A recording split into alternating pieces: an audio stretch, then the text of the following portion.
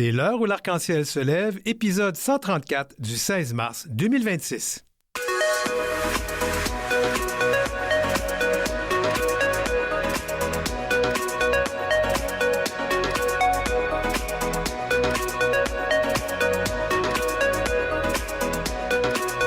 Au sommaire, le VIH au Québec, nous n'allons pas dans la bonne direction. C'est ce qu'indiquent les données de 2023 avec une hausse de 21 % des cas. Bibé Kalalou, réfugié gay en Ouganda depuis plus de 20 ans, raconte son exil et son combat incessant pour aider les personnes exilées de la diversité sexuelle. Le chercheur Laurent Francis Ngoumou décrypte les obstacles systémiques rencontrés par les demandeurs d'asile queer au Canada. Et nous terminons sur une note de lumière avec la talentueuse comédienne Cynthia Wumaheu, une grande alliée des communautés de la diversité sexuelle et de genre.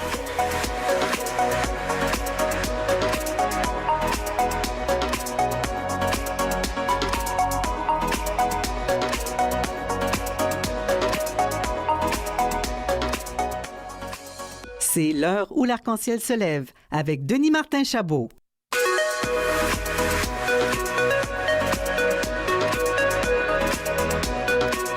Actualité. Les plus récentes données sur l'incidence du VIH viennent de paraître en début d'année pour le Québec.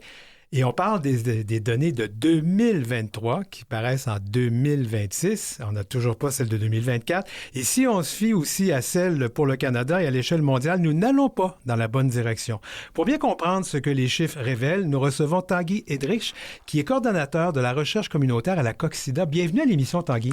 Bonjour, Denis Martin. Merci de m'inviter. Oui, commençons par le portrait local. Au Québec, on a observé, donc, je le dis bien, en 2023, un total de 1110 cas d'infection enregistrés, ce qui représente une hausse de 21 %. C'est quand même beaucoup par rapport à 2022. Il n'y a pas de données encore pour 2024. À l'échelle nationale, le Canada, en 2023, rapportait, lui, une hausse d'à peu près 35 % des cas, mais depuis, en 2024, ça a diminué de 3,3 % Alors, comment on explique tout ça?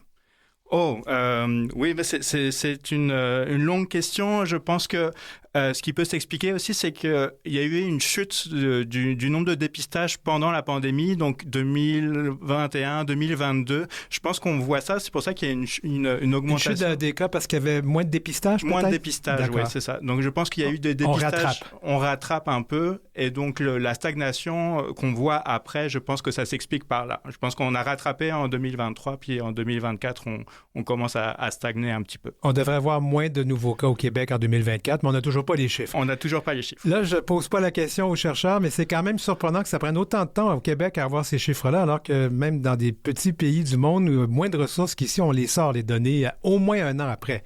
Mais bon, on n'ira pas plus loin. Ouais, je peux pas m'exprimer là-dessus. Bon, dans les données québécoises, on remarque que les 65 % des nouveaux diagnostics concernent des personnes arrivées au Canada depuis moins de 5 ans. Avec un délai médian entre l'arrivée et le diagnostic d'à peu près 1 mois et demi. Comment on peut expliquer ça? Oui, en fait, je pense que ça peut s'expliquer assez simplement. Il y a eu beaucoup aussi d'immigrants en 2023. J'ai regardé Statistique Québec, c'est, je pense, 150 000 immigrants qui sont arrivés cette année-là. Et pour la plupart de ces personnes-là, il y a un test de VIH à leur arrivée au Canada. Donc, c'est ça les chiffres que l'on voit. C'est pour ça qu'on voit beaucoup de personnes avec un délai médian très, très court entre leur arrivée puis le diagnostic. Bon, maintenant, on ne va pas rentrer dans le discours prévalent présentement, qui est très anti-immigration, mais comment on peut parler de cette hausse, comment on peut la contrer, cette hausse, sans tomber donc dans ce discours? Oui, il y a plusieurs choses à voir. On ne sait pas aussi si c'est des personnes... Il y a un test, évidemment, à leur arrivée, mais on ne sait pas aussi s'il peut y avoir aussi de l'infection après leur arrivée sur le sol canadien. Il y a une étude en Europe où il y a eu 30% des cas des personnes migrantes qui ont été nouvellement diagnostiquées, qui ont eu leur infection post-migration. Il y a une étude au Québec qui est en train de se faire justement pour avoir ces chiffres-là, parce que les données de l'INSPQ ne nous le disent pas pour le moment. Il y a quand même, je me permets de parler quand même, ce qu'on peut dire relativement une bonne nouvelle, c'est que les cas d'infection chez la population qui était la plus ciblée, qui étaient les hommes qui ont des relations sexuelles avec d'autres hommes, ça baisse. Oui, ça baisse, notamment chez les hommes, c'est ça qui sont nés au Canada, c'est les données de l'INSPQ, il y a une baisse parmi les hommes ayant des rapports sexuels avec des hommes, en effet. Bon, là, on semble dire que c'est peut-être juste un blimp, on va espérer, dans les statistiques, mais on sait que le Québec, comme beaucoup d'autres endroits dans le monde, ont signé, ou du moins se sont inscrites dans ce fameux, comme je veux dire, les objectifs de l'ONU-SIDA. C'est-à-dire qu'on voudrait que 95% des personnes qui ont le VIH connaissent leur statut, 95% de ceux-là ou celles-là sont sous traitement et 95% sont indétectables, c'est-à-dire qu'ils sont intransmissibles, indétectables. Il y a pas, on fait une prise de sang et on ne trouve pas assez de copies de virus pour que ça soit dangereux. Ça, c'était en 2022. On était à 89, 82, 96. J'ai l'impression qu'on va rater la cible. Ben, j'ai l'impression aussi, Denis Martin, je partage ton inquiétude, surtout qu'en 2020, on était à 90, 85, 96. Donc, on chute légèrement par rapport à ces objectifs-là de l'ONU-SIDA. Ça s'explique comment? Excuse-moi, on va retourner, mais ça s'explique comment qu'on a chuté? Ben, je ne sais pas, ça c'est difficile à voir. Donc le premier pilier, c'est vraiment le dépistage. On voit qu'il y a moins de personnes qui connaissent leur statut, donc je pense qu'il y a besoin d'améliorer le dépistage. Ouais. C'est quelque chose à prendre en compte. Je pense qu'il y a un problème d'accès encore au dépistage. Les gens ne sont pas encore assez sensibilisés, je pense. Et le deuxième, celui où le bas blesse, on est à 82%, comme tu l'as dit, c'est ceux qui connaissent leur statut mais qui n'ont pas accès au traitement. Donc je pense qu'il y a vraiment une barrière au niveau de l'accès au traitement qui existe encore. Cette barrière-là, ça peut être expliqué par le coût. Donc, les personnes qui ont un bas revenu, peut-être, vont avoir peur d'aller voir leur médecin pour demander des traitements. Ça peut aussi, pour les personnes migrantes qui n'ont pas accès à la RAMQ, ça peut être vraiment une barrière. Ils n'ont pas accès, justement, au traitement. Puis peut-être un problème d'inclusion, les personnes qui se sentent pas à l'aise d'aller voir leur médecin, d'aller voir une clinique, un hôpital, parce qu'ils se sentent exclus. C'est peut-être aussi une des raisons du problème d'accès au traitement. Je vais me permettre un commentaire pour aider les gens à comprendre. Moi, je prends des médicaments antirétroviraux. Ça me coûte à peu près, je pense que c'est 1400 quelques, mais en début d'année, je dois payer, on paye la fameuse franchise. Je suis capable de payer les 200 quelques dollars qu'on me demande pendant 3, 4 ou 5 mois. Mais les gens là qui ont pas, c'est quand même beaucoup d'argent pour quelqu'un. Oui, c'est quand même quelque chose à apporter tout de suite. Donc oui, c'est quelque chose qui peut vraiment être un frein. Wow. Si on compare, on se console. Si on regarde au niveau mondial, l'ONU-SIDA rapporte qu'en 2024, on va parler des chiffres de 2024, parce que ce sont leurs plus récents, il y avait 40 800 000 personnes vivant avec le VIH et que 1,3 million de personnes ont été nouvellement infectées cette même année. Ça va mieux ou ça va moins bien et pourquoi? Alors, on aurait pu penser que ça allait mieux parce qu'il y a des nouveaux traitements, il y a des nouvelles méthodes de prévention qui sont sorties, qui ont l'air exceptionnelles. Mais malheureusement, le nerf de la guerre, c'est l'argent, puis l'argent manque. Pourquoi? Parce que il y a beaucoup de pays, dont les États-Unis, mais aussi le Canada, les pays européens, qui ont réduit leur contribution au Fonds mondial contre la lutte contre le VIH.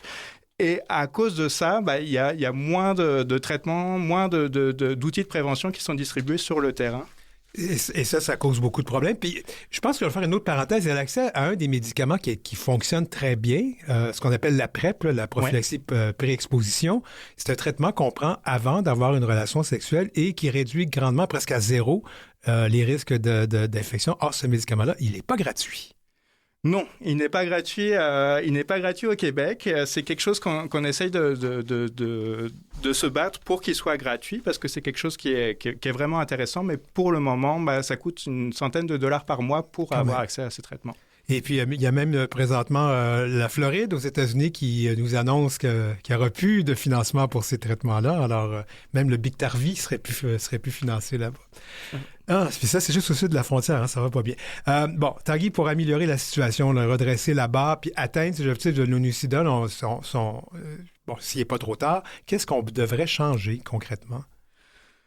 Comme je disais, je pense qu'il faut un meilleur accès au dépistage. Je pense qu'une façon de le faire, c'est de laisser les intervenants communautaires faire le dépistage. Pour l'instant, c'est vraiment un débat qu'on a.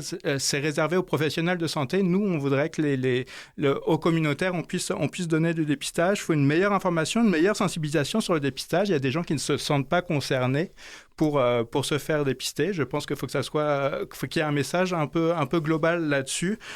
Multiplier les options de dépistage, ça peut être aussi intéressant. Il y a des autotests VIH qui existent, mais ils coûtent très cher. Donc, peut-être essayer d'améliorer l'accès à ces autotests-là, ça peut être intéressant.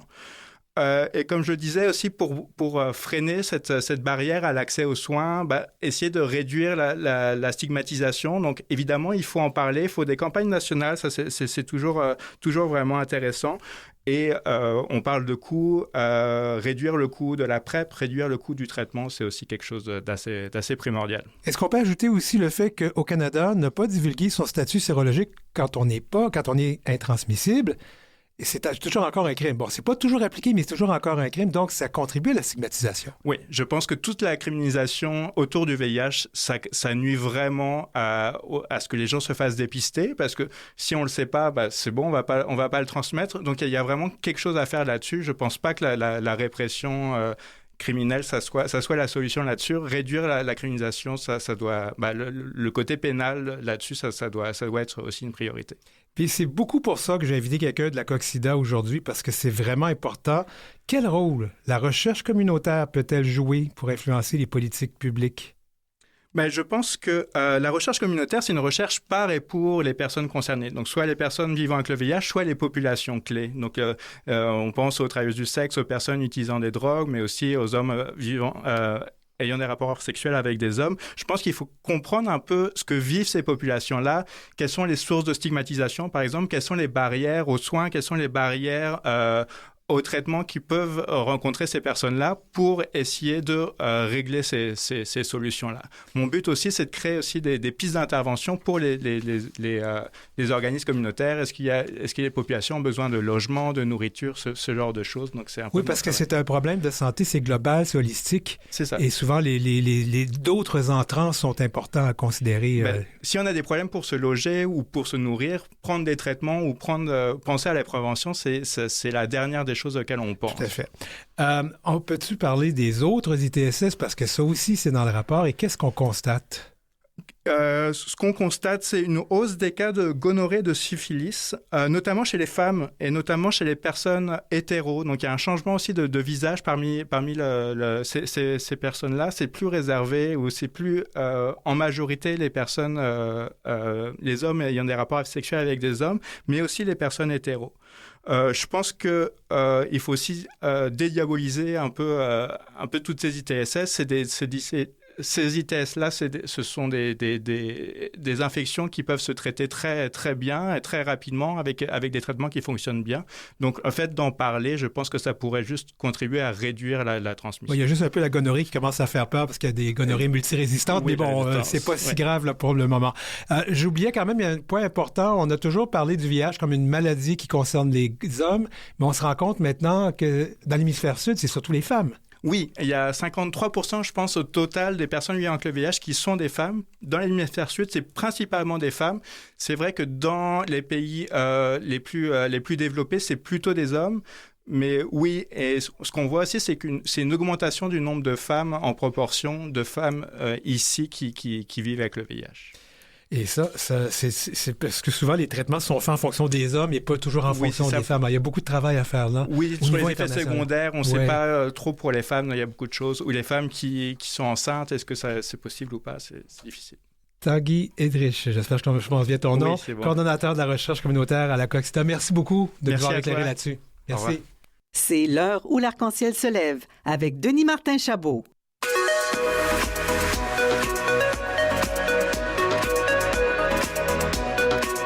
Entrevue.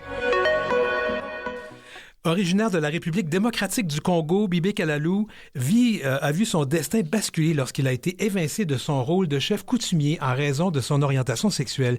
Réfugié en Ouganda depuis plus de 2 décennies, il a fondé Angels Refugee Support Foundation pour briser l'isolement des personnes exilées de la diversité sexuelle.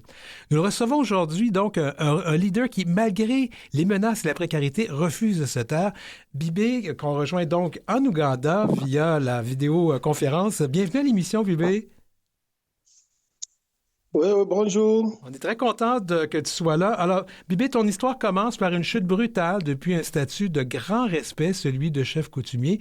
Tu étais destiné à diriger un territoire de 800 km² au sud Kivu, un héritage de ton père. D'abord, c'est quoi un chef coutumier, pour qu'on se comprenne là?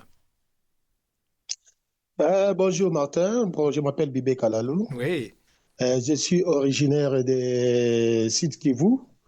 Ma village natal, ma tribu, c'est Barega. Barega. Yes, vous connaissez que dans le territoire du Sud Kivu, ouais. il y a 32 tribus. Ça fait du monde, alors, ça. À cet endroit, oui, 32 tribus. Alors, moi, notre tribu, c'est Barega.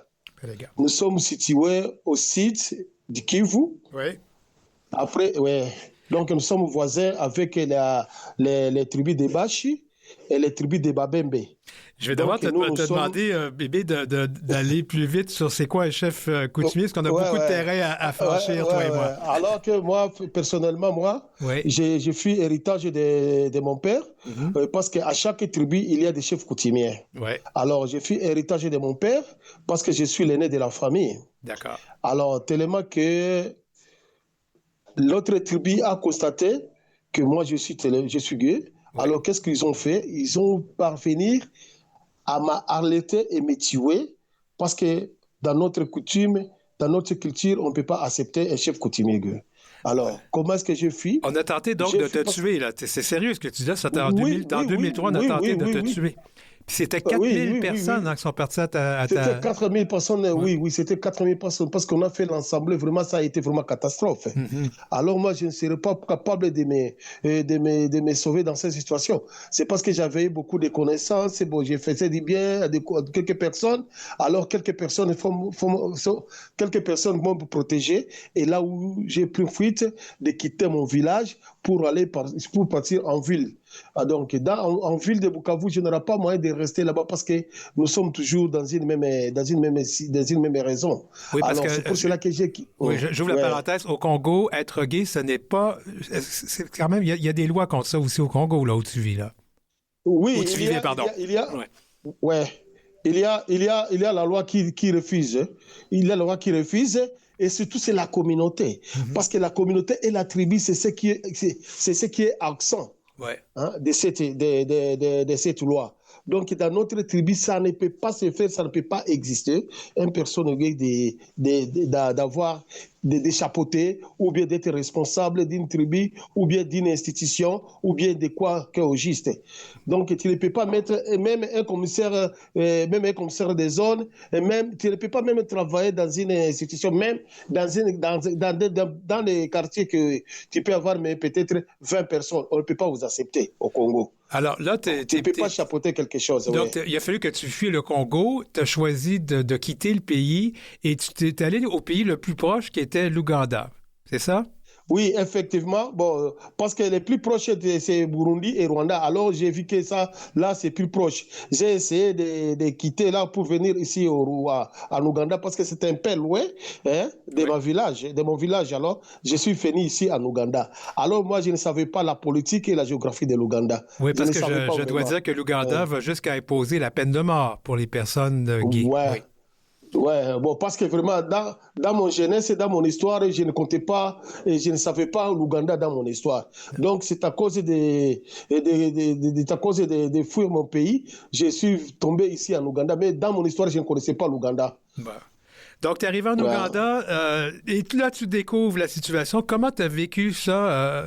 Ça fait 20 ans, plus de 20 ans que tu es là. Comment tu vis ça au quotidien, d'être d'abord réfugié et d'être aussi une personne gay dans un pays qui a des lois très répressives? Oui, effectivement, bon, auparavant, jusqu'à présent, ça me fait toujours mal. Parce que quand je suis arrivé en Ouganda, je me suis retrouvé moi seul. Alors, quand je me suis retrouvé moi seul, j'ai essayé de partager avec les autres, des autres réfugiés, de chercher des renseignements. Alors, je ne suis pas trouvé quelque chose qui peut m'appuyer. Par là que je me suis organisé de chercher mes collègues, quelques collègues, et les donner des informations. Comment est-ce que nous allons vivre dans un pays qui est vraiment très homophobe? Est-ce qu'on ne peut pas se réunir, de faire une solidarité, un groupe qui peut nous protéger? Bon, ce n'était pas vraiment facile. Les autres ont refusé et les autres ont accepté. Alors, nous avons commencé à faire une petite groupe petit à petit jusqu'à présent que je suis là. Mais ce n'est pas facile parce que j'ai déjà subi beaucoup d'arrestations, au moins 4 arrestations. 4 arrestations. Oui. Quand tu te fais arrêter, Quand tu te fais arrêter, raconte comment ça se passe, une arrestation, parce qu'on découvre que tu es gay. Oui, première fois quand je suis arrêté, il dit que c'est nous, les réfugiés, qui viennent avec des mauvaises habitudes pour entraîner et former nos communautés ici en Ouganda. Donc, il croit que c'est nous, les réfugiés, qui sont devenus des minorités. Et pourtant, les autres commencent à dire c'est non, vous copiez les mauvaises habitudes des Blancs pour venir entraîner nos frères ici. Donc, la première fois quand je suis arrêté, j'ai fait une semaine dans une cachot. Alors, j'avais eu... Et c'est quoi les conditions? Oui, Bibé, je t'arrête. C'est quoi les conditions dans un cachot quand tu es en Ouganda? Bon, j'étais malmené vraiment, j'étais isolé parce que j'étais malmené et la police vraiment, ils ont dit le prisonnier que vraiment, voyez ces messieurs-là, ne le croyez pas comme il est votre frère. Il est réfugié gay, qu'il est venu ici. Est-ce que tu as subi de la violence de la part des policiers? Oui. Ils t'ont battu? Oui, j'ai été battu et tabassé. Et ça, c'est pratique courante là, quand on arrête des personnes qui sont gays ou qu'on soupçonne d'être gays. Par rapport aux autres prisonniers qui étaient dans le pénitentiaire avec toi, comment ils se comportaient vis-à-vis de toi? J'ai été isolé. Ils ont refusé même de s'attacher ensemble. Ils ont dit non, tu restes là-bas, à côté au coin. Il ne peut pas venir ici à côté de nous. Est-ce que tu as eu peur à un moment ou à un autre qu'on t'arrête et qu'on te condamne à la peine de mort? Bon, effectivement, je m'attendais à ça. Bon, heureusement que j'ai eu reçu vraiment des interventions des organisations des droits de l'homme. OK. J'avais eu peur, vraiment, oui. J'avais eu j'avais eu peur. Mais tu as payé des amendes aussi, si je comprends bien. Non. La première fois, je n'ai pas payé des amendes parce que les organisations des droits de l'homme, notamment Refugee Law Project, Dr. Chris il était directeur de Refugee Law Project. Oui. Il a envoyé des avocats. Oui, il a envoyé des avocats. Là-bas, beaucoup, les autres des droits de l'homme. La première fois, vraiment, je n'ai rien payé. D'accord. Deuxième fois, j'ai payé parce qu'ils sont venus jusqu'à notre bureau. Oui, et c'est combien d'argent? Je pense que tu fais l'équivalent $ US, juste pour me donner une idée, là. Oui. La deuxième fois, j'ai payé $1 700. 1700 US, à peu près 2500 Canadiens. C'est beaucoup d'argent, ça. Ouais. Et surtout quand on n'a pas un gros revenu. Malgré tout ça, Bibé, c'est un peu pour ça que j'ai été très touché par ton histoire, parce que malgré ta situation précaire, tu as choisi d'agir et tu as fondé un organisme qui s'appelle la Angels Refugee Support Foundation. Alors, c'est quoi cette organisation et qu'est-ce que vous faites? Bon, notre organisation, nous travaillons sur les 3 points. Bon, la première fois, c'est la promotion de nos membres. Et deuxièmement, c'est pour la protection de nos membres. Et troisième fois, nous avons des objectifs sur la protection des HIV. Oui. Parce que ça aussi, c'est un problème qui existe ici, mais qui existe en Afrique. Et l'accès aux médicaments, aux traitements, c'est assez difficile. Ouais, c'est tout ça. Moi, Bibé, aussi, ce qui m'inquiète, c'est comment trouves-tu à financer cet organisme à but non lucratif, ONG? Comment tu réussis à financer ça? Bon, parfois nous avons des bailleurs de fonds qui nous aident à un peu d'argent. Parfois, nous avons des partenaires qui nous aident aussi un peu d'argent. Donc, notre organisation n'est pas comme les autres. Parce que jusqu'à présent, à travers la loi qui est tombée ici en Ouganda, il y a des organisations des réfugiés, il y a des organisations aussi internationales comme nationales, ne peuvent pas nous soutenir. Ils refusent de nous soutenir à propos de la loi de l'Ouganda. Ouais. Donc, nous vivons dans une situation vraiment très précaire parce que nous n'avons pas de fonds qui est suffisant. Donc, nous pouvons avoir un fonds peut-être de $10,000 et le fonds de $10,000 ne peut pas suffire auprès de 120 000 et 120 personnes, peut-être 80 personnes, parce que notre organisation, vraiment, pour le moment, nous sommes à 140 personnes. Oui, 140 personnes, c'est quand même beaucoup, là. Oui, Oui, 140 personnes. Alors, pour le moment, comme aujourd'hui, nous n'avons pas beaucoup de financement, nous avons reçu 10 000 dollars. Et 10 dollars, comment payer les bureaux, comment payer les salariés, comment faire les activités sur les précautions des HIV, sur la protection. Donc, ce n'est pas vraiment tout à fait suffisant pour nous parce que nous souffrons vraiment parce que beaucoup des organisations, beaucoup de partenaires ignorent les organisations des réfugiés, notamment nous. Pour le moment, vraiment, nous sommes en dessous. Donc, nous retrouvons petit à petit. Ce n'est pas beaucoup, mais petit à petit. Ouais. Tu peux avoir, 5 000 dollars et 10 000 dollars, mais ce n'est pas suffisant. Je vais retourner à ta situation.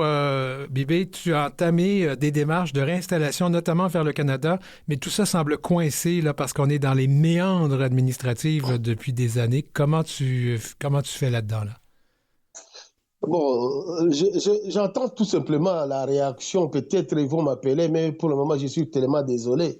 Hein, parce que si je peux avoir quelqu'un qui peut m'aider, ou bien qui peut m'orienter, ou bien peut-être qui peut m'inviter de quitter ce petit pays, vraiment, ça m'a fait plaisir. Parce que je suis vraiment désolé de vivre ici. Parce que quand j'ai essayé de parler, de faire des interviews au Canada, tout ça, j'attendais vraiment un espoir pour moi. Malheureusement, rien comme positif. Oui, il faut dire que le Canada s'est beaucoup refermé au niveau des réfugiés et des demandeurs d'asile et de l'immigration. C'est les choses dans lesquelles on vit présentement. Mais toi, comment tu te sens dans tout ça? Oui, je me sens très mal parce que j'ai essayé même d'écrire au Rainbow. Je n'ai pas eu même le Rainbow Coalition là, qui aide les réfugiés queer à sortir et à venir au Canada, c'est ça? Ouais. J'ai essayé de les écrire, mais jusqu'à présent, peut-être personne peut me connecter avec eux d'une manière ou d'une autre. Ouais. T'es déprimé, mais comment tu vas? Chaque matin que tu te lèves? Oui, chaque matin je me lève, bon, j'ai pris mon Dieu de me protéger à ces situations qui sont ici et de prier mon bon Dieu de m'orienter dans un pays vraiment que je serai au moins, j'essaierai vraiment, j'essaierai peut-être valorisé, hein, de ne pas avoir la peur du matin et du soir. Ouais. Ben écoute, on va beaucoup penser à toi. Tiens-nous au courant de ce qui se passe dans ta vie, puis on va essayer de revenir vers toi pour savoir comment tu te débrouilles dans tout ça. Merci beaucoup, Bibé Kalalou, d'avoir participé à l'émission aujourd'hui. Ok, merci beaucoup, Denis. Je suis très vraiment content de parler avec toi. Oui. Peut-être un jour, je peux échanger avec Laurent. Ouais. Voici parce que j'ai... Qui s'en vient, oui. Tu es en train d'annoncer. Oui, on s'en va à la pause, puis tu es en train d'annoncer mon prochain invité, qui est Laurent-Francis Mengoumou, qui est docteur en travail social, un expert sur les questions des réfugiés. Donc, il va nous parler et de la situation de Bibé et aussi d'autres personnes qui essaient de venir au Canada. On fait ça après la pause.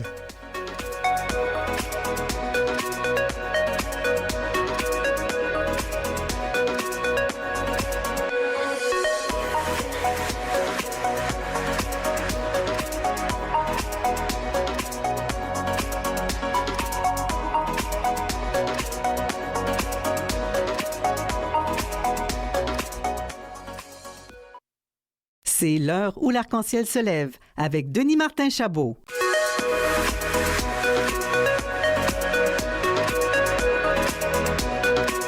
Actualité. Mais on continue sur la question des demandeurs d'asile queer. Laurent-Francis Mengoumou, docteur en travail social, est un chercheur expert sur les questions des réfugiés queer. Il est bien au fait des situations comme celle de Bibé Kalalou. Laurent, merci d'être avec nous pour nous éclairer un peu sur ces enjeux complexes qui touchent autant le terrain au pays que sur la scène internationale. Merci d'être là, Laurent. Merci, Denis Martin de m'avoir invité et je dis bonjour à tout le monde, à tous ceux qui nous suivent et je suis content de venir à l'heure où l'arc-en-ciel se lève. Merci beaucoup. Ben oui, t'es quand même un régulier. On aime bien t'inviter parce que tu as des connaissances qui nous aident beaucoup. Laurent, une fois arrivé sur le sol canadien, quels sont les 2 plus grands obstacles systémiques auxquels les demandeurs d'asile queer font face immédiatement quand ils arrivent ici? Oui, en tenant compte de mes recherches, en tenant compte de mes travaux, mes enquêtes sur le terrain, notamment le rapport de recherche que j'ai rédigé en 2021, en février 2022, avec Okassi et Franco Q à Toronto, qui s'intitulait Guide de conseil des pratiques et des techniques d'intervention pour le bien-être en santé mentale des personnes noires, LGBTQ, francophones, d'origine africaine et caribéenne. Dans ce rapport-là, en Ah, tenant oui, Tchangaïle. oui, en tenant compte au fait aussi du rapport que j'ai publié avec un collègue chercheur au fait aussi en 2024, favoriser le bien-être et l'intégration sociale des communautés racisées francophones LGBTQ à Toronto et à Ottawa, en tenant compte du rapport au fait aussi euh, que j'ai euh, que j'ai été comme collaborateur sur les sujets de SLGBTQ+, au sein des communautés noires d'expression française, publié en octobre 2024, et aussi en tenant compte, enfin, de ma thèse de doctorat publiée en décembre 2025, et aussi en tenant compte, au fait, l'article que j'ai publié dernièrement,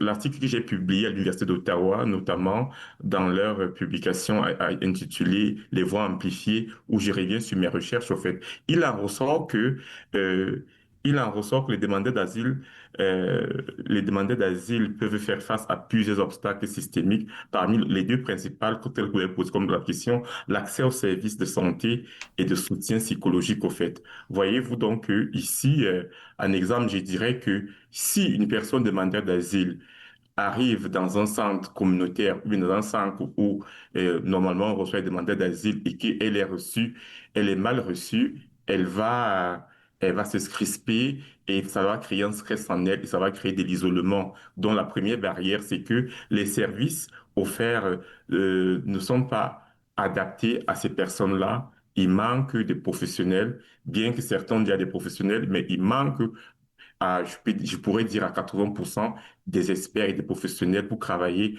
avec ces personnes.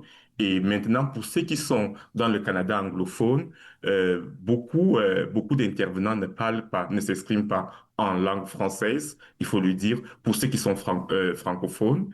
Et comme deuxième point, comme deuxième point de la discrimination, la stigmatisation de la personne durant le processus d'immigration. Il faut dire ici que pour ceux qui sont venus par l'aéroport et aussi ceux qui sont entrés par les chemins Roxane, le processus est long. Le processus d'asile est long durant cette période-là et le processus est, comment dire, est truffé de racisme et des biais qui rejettent, qui déshumanisent la personne, en fait. En dehors, parce qu'il faut aussi dire, il y a des cas de demandeurs d'asile qui arrivent, qui ont déjà de leur asile depuis le HCR dans les pays tiers, en, en lien avec la Convention de Genève de 57. Je dois intervenir parce que je veux qu'on avance, qu'il y a des choses importantes à dire dans tout ça. On sait que souvent, la personne qui arrive ici dans un statut de demandeur d'asile, elle arrive avec un traumatisme de parcours, traumatisme de ce qu'ils ont vécu, l'isolement social. Est-ce qu'on est assez équipé pour recevoir ces personnes-là d'une façon intelligente? La question que vous posez, elle est importante sur le plan didactique, ça permet d'enseigner Donc, pour dire que, pour revenir à la question pour revenir à la question, la personne qui arrive, qui a été stigmatisée dans son pays d'origine, qui porte un parcours prémigratoire, peut-être a fait du travail de sexe pendant son parcours prémigratoire, qui a été discriminée lorsqu'elle arrive ici, euh, c'est bien beau, il y a certains spécialistes, mais il y a un manque de spécialistes pour ces cas particuliers. Parce que il y a un manque de spécialistes pour comprendre ces cas particuliers. Et généralement, les organismes aujourd'hui font des formations en ligne, mais ce ne sont pas des spécialistes au fait. Oui. Des gens ont des certificats, mais ils ne peuvent pas remplacer des vrais spécialistes au fait. D'accord. Juste avant d'aller au prochain point, il y a aussi le système de détermination, à savoir qui est réfugié, qui ne l'est pas, et sur la base de l'orientation sexuelle. Le processus ne fonctionne pas toujours pour déterminer la crédibilité là, de la personne qui fait cette demande-là. Et souvent, Parce qu'on sait que les personnes qui viennent de certains milieux où c'est très réprimé d'être queer, bien évidemment, ça va être plus difficile quand il arrive devant un tribunal ou une audience d'une commission de parler de sa vie. Oui, effectivement, c'est dans le processus. On verra par exemple que le 9 mars, le journal La Presse canadienne publiait que, puis, selon la commission sur l'immigration, la commission sur l'immigration sur l'immigration et le statut de réfugié disait qu'au moins 35 000 personnes demandeurs d'asile ont été acceptées sans audience en personne depuis 2019 au Canada. Ça veut dire que des personnes, ça sent les personnes ont écrit des textes disant qu'ils sont persécutés dans leur pays d'origine à cause de leur orientation sexuelle et à cause de leur identité de genre, mais parce qu'ils connaissent déjà le processus, alors que dans mes enquêtes, je me suis rendu compte que pas certains n'étaient réellement pas homosexuels au fait, mais ils ont obtenu l'asile parce qu'ils savent quels sont les arguments, ils sont, Comment le dire, comment le faire, mais ça nuit aux personnes qui sont vraiment en statut de demande de réfugiés en vertu de leur orientation sexuelle ou identité de genre. Oui, oui, de plus en plus, on assiste à ce que j'appelle dans mes travaux de recherche et dans ma thèse de doctorat et aussi dans mes travaux, ce que j'appelle la désacralisation du droit d'asile.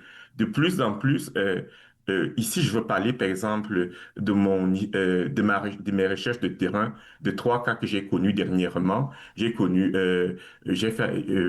interviewé un Nigérien et trois Sénégalais. Et je leur ai posé la question que depuis quand vous êtes arrivé au Canada, il y a les Sénégalais me disaient qu'ils sont arrivés en 2023, l'autre me disait en 2024. Et par contre, le Nigérien me dit qu'il est arrivé en 2024. Et je lui ai posé la question de savoir comment est-ce que, en tant que chercheur, sur quelle base vous demandez l'asile au Canada? Ils me disent, les quatre, ils me disent que ils demandent l'asile en tant que personne homosexuelle. Je leur pose la question, est-ce que vous êtes des personnes homosexuelles? Est-ce que, ils me disent ouvertement que non, ils ne sont pas homosexuels, mais on leur a conseillé de demander l'asile en tant qu'homosexuels. Ah ben, Je- il y a vraiment des problèmes, hein? ah oui, et cela soulève un autre problème en tant que chercheur. Je me rends compte que les personnes afro-cueilleures qui sont en Afrique, ne peuvent pas voyager parce qu'ils n'ont pas de moyens. Mais les gens qui voyagent, qui arrivent au Canada, tels que les étudiants internationaux, tels que les visiteurs, ça veut dire qu'ils ont des moyens. Ce sont des personnes qui ont des moyens mais qui viennent demander l'asile au fait. On a par exemple, jusqu'en février 2025, là, on rapportait 1325 étudiants internationaux et entre-temps, sans compter qu'en 2023, depuis 2020 2022, 2023, 2024, 2025, beaucoup d'étudiants internationaux, on a plus de 23 000, Hmm. ont obtenu l'asile au Canada. Ils sont venus en tant qu'étudiants et ils ont demandé l'asile au fait. Et bizarre, ce qui est bizarre, c'est que dans mes enquêtes de terrain, en tant que chercheur, je remarque que certains ont eu de l'asile, mais ils vivent une vie hétérosexuelle, au fait. Oui. Et on se Et retrouve avec des ça nuit à personnes. des gens, comme on a entendu un peu plus tôt à l'émission, Bibé Kalalou, qui, lui, est réellement une personne queer qui cherche à venir au Canada, puis il n'arrive pas à venir ici. Et ça Exactement. cause des problèmes. J'aimerais, il ne reste pas beaucoup de temps, mais j'aimerais qu'on parle quand même d'une situation qui est très importante. Le Sénégal. Le Sénégal vient de voter une loi doublant les peines de prison pour homosexualité. Ça peut aller jusqu'à 10 ans de réclusion. C'est quoi ton analyse que tu as fait, Laurent, de cette situation-là? Mon analyse que j'ai fait de cette situation-là, c'est que on vit dans une hypocrisie, au fait. On vit dans une société où il y a beaucoup d'hypocrisie. On sait bien que dans mes travaux de doctorat, mes travaux de recherche, au fait aussi, en études comparatives, mes travaux de doctorat montrent effectivement que les personnes homosexuelles ont toujours vécu au Sénégal, bien avant l'esclavage, bien avant la colonisation. Donc, c'est qu'on appelle les Gorzigen. Les Gorzigen ne sont pas nés en 2026 au Sénégal. Mais le problème, c'est que la société vit dans le déni, dans le déni. Et je citerai par exemple, au fait aussi, le lauréat du prix Goncourt 2021, avec son roman Des purs hommes, Mohamed Boukar Sarr, qui a gagné le prix Goncourt en 2021 avec son roman publié en 2018, Des purs hommes. ou dans ce roman, qui est sénégalais au fait aussi, qui démontre que au Sénégal, dans ce roman, il raconte l'histoire d'un homme qui est mort et qu'on a enterré dans un cimetière. Et parce que on a raconté que cet homme était homosexuel, les gens de la commune ont exigé qu'on déterre le corps de cette personne Oui. homosexuelle de ce cimetière.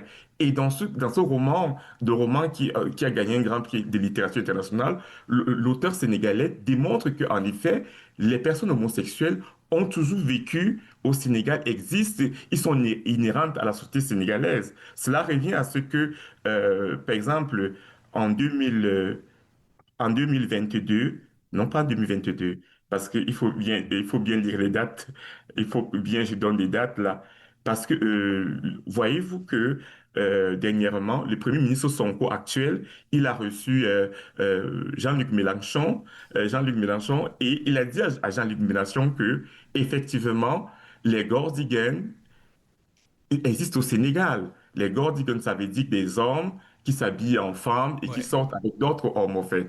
Et il lui disait à Jean-Luc Mélenchon, qui est un homme politicien français, il lui disait effectivement que on accepte les Gordigans du moment ils font leur sexualité dans le noir, qu'ils sont dans le placard, là on les accepte au fait. Mais Ouais. qui n'accepterait pas qu'on fasse des prides au Sénégal, qu'on apporte la manière de penser de l'homosexualité occidentale au Sénégal. Et aujourd'hui, on a ce même Premier ministre qui a proclamé l'autre jour ces lois qui criminalisent les personnes LGBTQ au Sénégal. Laurent Francis Ndengoumou, on pourrait en parler en long et en large, mais on va encore une fois, on te réinvite assez régulièrement à l'émission, fait qu'on va certainement en reparler. Merci beaucoup pour tes lumières. C'était très Merci important. beaucoup. Merci beaucoup. Bonne journée. Bonne Merci. journée. C'est l'heure où l'arc-en-ciel se lève avec Denis Martin Chabot.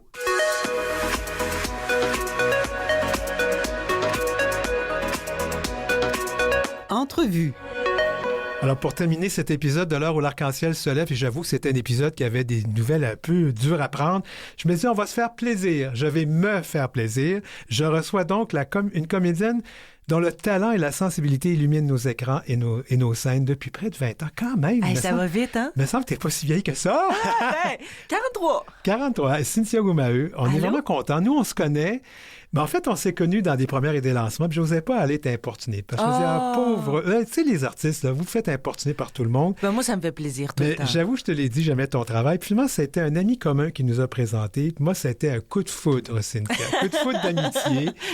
Et puis là, j'ai dit, j'aimerais ça t'interviewer. C'est resté là parce que tu es une personne occupée, puis on comprend ça. Puis il y a une semaine, elle me dit, ben là, j'ai du temps. Ben, je dis, Tada! c'est pas tombé dans l'oreille d'un sourd. Alors, je vous présente Cynthia Goumaheu, Bonjour! qui est diplômée du Conservatoire d'art dramatique de Montréal en 2007. Elle a su naviguer avec brio entre le théâtre classique, les séries dramatiques marquantes comme District 31 et le cinéma d'auteur. Elle est originaire de Trois-Rivières. Alors, je fais pour te dire, tu es vraiment une Québécoise pure, Ah ouais, pure oui. sirop d'érable. Ah, vraiment, vraiment, vraiment. Mais je suis née sur le territoire aussi. Ben tu oui, sais. ben oui. C'est ma famille qui a immigré, mais moi, je suis née ici, là. Fait que je suis vraiment... Puis je trouve ça important de le dire parce que on parle souvent des personnes qui sont issues de la diversité Ouais. culturelle, puis c'est comme eux autres, ben non, t'es chez nous. Ben, c'est ça. Moi, je suis comme dans la catégorie qui peut dire « je » sur tous les côtés. J'adore. Alors donc, je l'ai dit, tu as grandi à Trois-Rivières, où ta famille maternelle d'origine chinoise a Oui. tenu le restaurant Les Rivières Orientales. J'ai lu plein d'affaires. J'ai pas le temps d'aller jusque-là. Il paraît que tu étais tannante quand tu étais petite, mais Je pense que j'étais coquine. t'es coquine, hein? J'ai Ouais. croisé justement quelqu'un dans un lancement qui a fait « ben moi, j'y étais, puis je me souviens de toi quand t'étais tout petite. Ouais. Puis t'arrivais à la hauteur de la table, tu regardais les clients, puis tu faisais « puis toi, tu t'appelles comment? » Puis là, je courais un peu partout. Puis là, quand la porte extérieure s'ouvrait, il entendait juste mon nom, Cynthia. Puis là, je recourais tout, vers l'arrière pour être sûr que je sorte pas dehors. Ouais. Fait que là, je courais partout, puis je disais des bonjours. Puis après ça, mon grand-père m'amenait, puis il m'amenait ailleurs. Bon, là, t'es plus tout petite parce que t'es quand même une Un grande petit 5 dame. pieds 9. Ah, quand même. Ben, c'est correct. Fait que t'as pas trop de travail à faire pour aller sur les étagères du Non, ça va. De quelle façon ce bagage familial et ton ancrage trifluvien, ça t'a aidé à forger ta vision de la diversité culturelle dans le milieu artistique québécois? Mais moi, en fait, je suis comme née dans l'ONU. Fait qu'il y a quelque chose que le concept de l'unité dans la diversité, c'était déjà... ça faisait partie de mon quotidien. Tu Ne serait-ce qu'au restaurant, tous les waiters, waitresses, il y avait beaucoup de Québécois. Puis un de mes mononcles, que je peux te dire, j'avais beaucoup de mononcles, ma tante non biologique, on s'entend, qui venaient... Il y avait des quartiers un peu plus pauvres qu'on appelait le Rochon à Trois-Rivières. Puis ils savaient que ça se promenait. Puis ils disaient, ben le Chinois, il donne des jobs si tu as envie de travailler. Fait qu'il y avait beaucoup de ces gens-là, des gens qui venaient pour demander des emplois. Puis mon grand-père ouvrait de faire, si tu veux travailler, tu vas travailler. Fait qu'il trouvait des places. Fait que, ça aidait aussi la reconstruction de la noblesse humaine, au-delà des classes sociales, au-delà des genres, au-delà de tout, de l'essence humaine. Puis on faisait des grandes fêtes pour le Nouvel An chinois. Puis mon grand-père faisait à manger pour tout le monde. Puis il y avait tous les employés avec leur famille. Il y avait des clients réguliers qui venaient. Il y avait la famille aussi chinoise qui venait soit de l'autre extrême de Toronto, puis l'autre, c'est Calgary, Vancouver. Ils venaient au restaurant, fait qu'on fêtait, il y avait vraiment une immense diversité. Puis, tu sais, un de mes mononcles qui m'appelle encore son bébé, tu sais, il s'appelle Tai. Il y avait le restaurant aussi, le Menuet Oriental qui a fermé sous peu, récemment. Puis c'est ça, lui, il était de la communauté LGBTQ+, j'ai les bonnes lettres? LGBTQ+, ça va, on peut dire queer aussi, ça aide beaucoup aussi. OK. Ouais. Puis vietnamien, puis en même temps, j'étais son bébé. Puis encore aujourd'hui, il m'appelle son bébé. Fait que Cynthia, t'as grandi dans la potion magique, t'es tombée dedans. Ah oui, vraiment, absolument. Fait que moi, les gens, c'est des humains, puis on se rencontre avec ce qui nous unit et non ce qui nous désunit. Tu sais, quand on est ensemble, on vit notre quotidien, le restaurant, on a des rushs, on a des crises et victoires. Puis quand on est ensemble, on s'échange sur, généralement, la joie d'être ensemble dans ce qui nous unit. Tu sais. Ça fait du bien. Ouais. Considères-tu que ton parcours a contribué à ouvrir des portes ou à modifier des perceptions sur la représentativité à la télévision et au théâtre? Là, je fais bien attention. Moi, je suis pas dans le faire-valoir. Il n'y a vraiment aucun souci. Oui, on se questionne, on réfléchit ensemble. Sur le coup, je pensais pas parce que, tu sais, c'est comme si, à l'âge de 8 ans, depuis que j'ai 8 ans, je fais comme 2 productions théâtrales par année. Il y avait le Carré Théâtre à Longueuil, qui était des professionnels qui enseignaient aux enfants et autres, puis au secondaire, où je faisais du théâtre aussi, puis je faisais de l'art plastique, je baignais dans l'art, mais c'est comme si, à 8 ans, j'ai touché à ça, puis j'ai fait « Ah, je comprends la matière ». Puis là, j'ai regardé ma mère dans les yeux, puis j'ai fait « Je vais être comédienne plus tard ». Ah oui. Puis là, elle savait que quand je prenais une décision comme ça, ça allait être ça. Fait que j'ai avancé là-dedans, petit pas par petit pas, sans trop comprendre que j'étais en train de frayer un chemin. C'est récemment, c'est des gens avec qui j'ai enseigné ensuite le théâtre. Puis il y avait une jeune asiatique aussi qui était adoptée, elle, puis qui est venue me voir, puis qui a fait, c'est parce que je t'ai vu à la télé que je me suis dit que j'avais le droit de faire ça comme métier. Fait que des jeunes personnes qui te ressemblent maintenant se disent, je peux faire ça. Oui, c'est ça. Puis moi, je suis mélangée. J'ai beaucoup de Québécois, puis en même temps, j'ai joué sa mère. Ouais. Mais le paysage, moi, je le porte parce que j'ai grandi dans la culture aussi, tu sais. Puis des fois, c'est des gens qui sont issus de la diversité culturelle, mais qui ont été adoptés. Fait qu'il y a des fois qui manquent qui portent le bagage, puis qui portent le paysage, mais qui n'ont pas tous les codes, tous les outils aussi frais. Fait qu'ils sont en quête de renouer avec ça. Puis c'est ça, puis même des jeunes immigrantes, des familles d'immigrantes qui disaient que leur mère leur prenait par la main, les amenait devant la télé, puis me pointait. Ah oui? C'est touchant, là. C'est vrai. T'as incarné beaucoup de rôles. Beaucoup de rôles, et dont je pense à Lisanne, présentement, dans Mea Culpa. Oui. Je pense à Daxia, dans District 31. Mégane, dans Classé secret. Oui. C'était des femmes de la diversité sexuelle, on pourrait dire des femmes queer. Oui. Et là, je pense, je fais tout faire ton coming out. T'es une alliée. Non, je suis une alliée, c'est ça. Le A dans le LGBTQIA+. C'est ça, mais je suis c'est ça, le classique, pas un classique, mais je suis de la diversité hétérosexuelle. C'est parfait. Mais donc, tu as accepté de prendre ces rôles-là et que tu as joué sans stéréotype. Oui. Comment tu as approché ça? J'ai essayé de prendre ça comme tous les personnages que je prends. Moi, je descends pour essayer d'aller à la rencontre de l'humain, puis de faire les êtres humains qu'on soit dans une diversité ou peu importe la diversité. Quand on est dans le cœur de notre vie, on n'est pas toujours en train de penser en ça. Des fois, on est en train de survivre, Puis le texte aussi me donne des ancrages pour voir c'est quoi le rythme du personnage, où sont les virgules, est-ce qu'il y a des 3 petits points, donc est-ce qu'elle est hésitante, est-ce qu'elle est... c'est quoi les enjeux aussi, les relations qu'elle a avec les êtres autour d'elle, puis c'est quoi aussi dans la série, qu'est-ce que ce personnage-là aussi vient apporter en tant que de retournement d'enjeux. Puis j'étudie beaucoup la psychologie. J'ai fait beaucoup de thérapie avec la PRI, Past Reality Integration. C'est une femme des Pays-Bas. Puis ça fait comprendre aussi les mécanismes de défense. Donc, j'ai été aussi en moi pour voir c'est quoi mes limitations. Qui de moi est en train de parler? Est-ce que c'est ma souffrance qui parle? Est-ce que c'est ma colère? Ou si c'est mon cœur? Qu'est-ce qui est au moteur? Puis de tout de suite me ramener toujours dans le cœur pour prendre les bonnes décisions, puis les bonnes recherches, puis aller à la rencontre de cet humain-là qui aussi a ses colères, ses blessures, son amour, puis où est son âme? Puis de faire, OK, maintenant... je descends dans ses mécanismes de défense. Je descends aussi dans ses souffrances, dans ses lumières. Puis de faire, OK, là, je te prête mon corps pour que tu puisses parler. On y croit à ces personnages-là que tu as joués. Je suis vraiment heureuse. Puis surtout, c'est pas des personnages faciles. Lisanne, là, elle a des squelettes dans le placard. Hein? Elle a des squelettes dans le placard, là.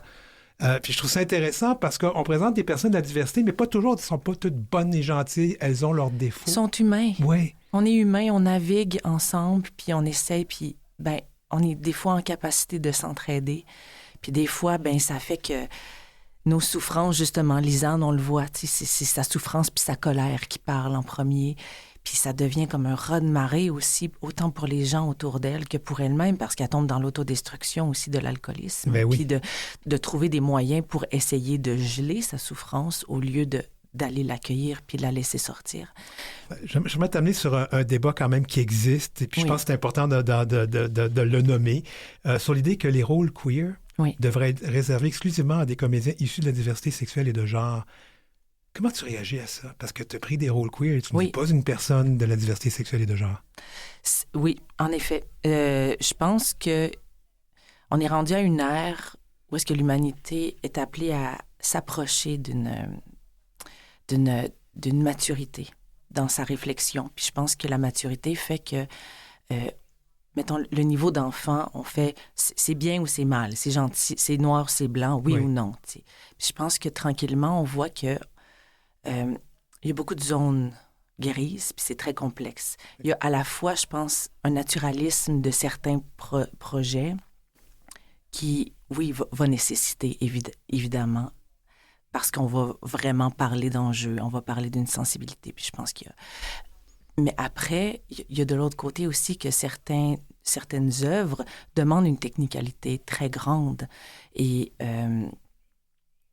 autant dans l'enjeu artistique que dans les codes, que dans la complexité aussi de l'ouvrage. Il reste que je suis quand même quelqu'un qui cherche l'humain depuis que je suis née, qui développe mes compréhensions, je suis proche des gens LGBTQ aussi, du centre communautaire, puis j'ai été baignée dans cette diversité-là. Puis ça fait aussi, comme je disais, depuis que j'ai 8 ans, je fais 2 productions théâtrales par année, ça va faire 20 ans. J'ai une expertise qui fait aussi qu'il y a certains projets où est-ce que je suis en capacité d'amener le personnage, d'amener l'enjeu, puis d'être justement l'allié qui va faire rayonner quelque chose. Que pendant longtemps, des personnes gays ou lesbiennes ont joué des rôles hétérosexuels. Bien sûr. Oui, c'est vrai. Puis au même temps, des fois, là, je suis chinoise, mais là, j'ai joué récemment une japonaise. C'est le même, c'est le même enjeu. Mais après, la complexité de ce que ça demandait, cette pièce-là, il fallait quelqu'un qui soit over béton pour être en capacité de rentrer, de comprendre la création, de proposer. Est-ce que tu as senti la pression de faire ces rôles-là en sachant que, là, il y a une gang qui vont me regarder puis qui vont... Ah oui, bien sûr. Ah oui. Puis donc, c'est sûr qu'il y a pour moi, dans tout ce que je fais, une révérence immense. Puis je vais rencontrer des gens, j'approfondis, puis je fais des recherches, puis je veux dire, je fais pas juste apprendre mes lignes.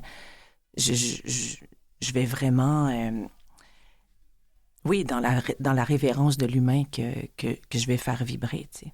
Dans un monde difficile dans lequel on est, il me reste quelques minutes, Oui. dans le monde difficile dans lequel on est présentement, vis-à-vis de toutes les diversités, parce que dont tu fais partie de toute façon, malgré tout. Bien sûr. Trouves-tu que les artistes ont un rôle à jouer pour combattre cette incompréhension, cette haine? Ça fait-tu partie de votre job, ça? Bien, c'est sûr que l'art, en tant que tel, a toujours été un moteur de réflexion, un moteur qui met en lumière des systèmes un peu corrompus ou des systèmes qui fonctionnent moins. On n'est pas là pour amener toutes les solutions, mais on est là pour ouvrir des débats, pour conscientiser, pour parler justement au nom des gens qu'on n'entend pas puis qui ont besoin d'être entendus. Ouais. Une grande actrice m'avait dit ça, à un moment donné, j'étais stressée avant d'aller jouer. Puis elle a fait, tu sais, toi en ce moment, tu parles pour toutes ces Julie qui existent, mais que personne connaît. Ouais. J'ai fait, oui. Puis tout le travail de création puis de peaufinage pour amener ce personnage-là à un niveau d'humanité, bien, ça, une fois que moi, j'ai fait ce travail-là en arrière, il y a cette connexion-là. Mais l'humain, en ce moment, doit aller retourner à son cœur.